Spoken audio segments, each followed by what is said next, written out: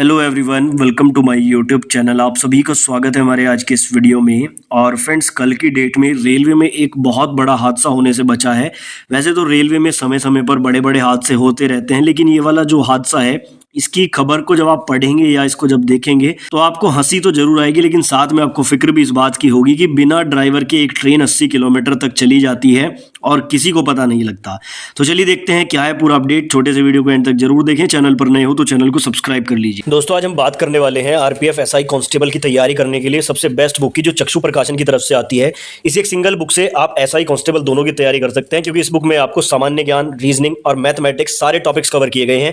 2500 से ज्यादा MCQ question के साथ 5 सॉल्व पेपर और 20 प्रैक्टिस सेट आपको इस सिंगल बुक में मिल जाते हैं। उसके अलावा अगर आप लोग चाहें तो आप पूरे कॉम्बो पैक से भी तैयारी कर सकते हैं। यहाँ पर आपको आरपीएफ एसआई कांस्टेबल के लिए स्टडी गाइड, साथ में ये वाली बुक, और उसके अलावा रीजनिंग, मैथमेटिक्स और सामान्य अध्ययन के लिए अलग से बुक भी मिल जाती है, जिनमें सेपरेटली 6000 से ज्यादा एमसीक्यू टीसीएस वाले आपको देखने को मिल जाते हैं। इन बुक्स का डायरेक्ट परचेज लिंक आपको मैं डिस्क्रिप्शन में दे दूंगा। तो देखिए, कल का ये हादसा है। जम्मू से बिना चालक के 80 किलोमीटर दूरी तय कर पंजाब पहुंची मालगाड़ी। यहां पर ये खबर आपको जरूर देखनी चाहिए, क्योंकि यहां पे एक बड़ा हादसा होने से बचा है। देखो, जम्मू के कठुआ से 53 बोगियों वाली मालगाड़ी, एक दो नहीं, पूरी 53 बोगियों से लैस एक मालगाड़ी बिना ड्राइवर गार्ड के चलकर पंजाब पहुंच गई। करीब 80 किलोमीटर तक मालगाड़ी ऐसे ही दौड़ती रही।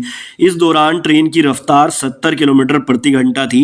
होशियारपुर के ऊंची बस्ती रेलवे स्टेशन पर लकड़ी के स्टॉपर लगाकर उसे रोका गया।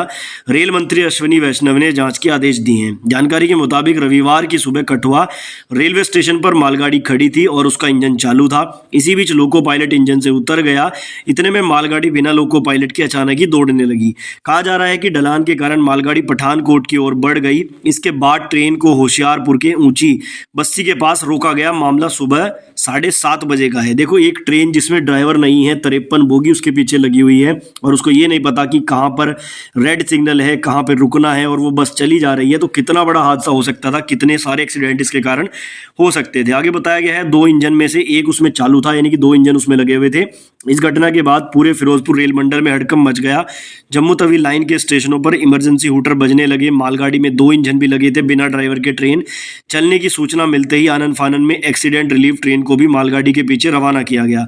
इसके बाद मालगाड़ी को ऊंची बस्ती में रोका गया। ट्रेन का एक इंजन बंद था और दूसरा इंजन चल रहा था। तो देखो, एक बहुत बड़ा हादसा हो सकता था, क्योंकि 70 से 80 किलोमीटर ये ट्रेन चली है और 70 किलोमीटर प्रति घंटा की स्पीड पे चली है, बिना ड्राइवर के चली है। कितने सिग्नल इसने मिस किए होंगे और कितने बड़े हादसे यहाँ पर हो सकते थे। तो कहीं ना कहीं ऐसे भी हादसे रेलवे में देखने को मिल रहा है। हालांकि इस हादसे की वजह लोको पायलट की कमी तो नहीं कह सकते, लेकिन बहुत सारे हादसे ऐसे भी हैं जो लोको पायलट की कमी के कारण हो रहे हैं। लगातार जो यहाँ पर शॉर्टेज है स्टाफ की रेलवे में, उसके कारण बहुत सारे हादसे हो रहे हैं। आप इस बारे में क्या राय रखते हैं, कॉमेंट बॉक्स में जरूर बताएं।